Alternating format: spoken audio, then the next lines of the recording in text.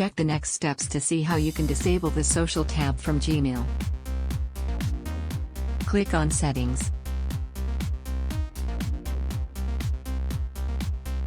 Go to See All Settings. Select the Chat and Meet tab from the settings. Set Chat to Off, and Meet section to Hide. Press Save Changes and the Social tab will no longer be displayed in your Gmail.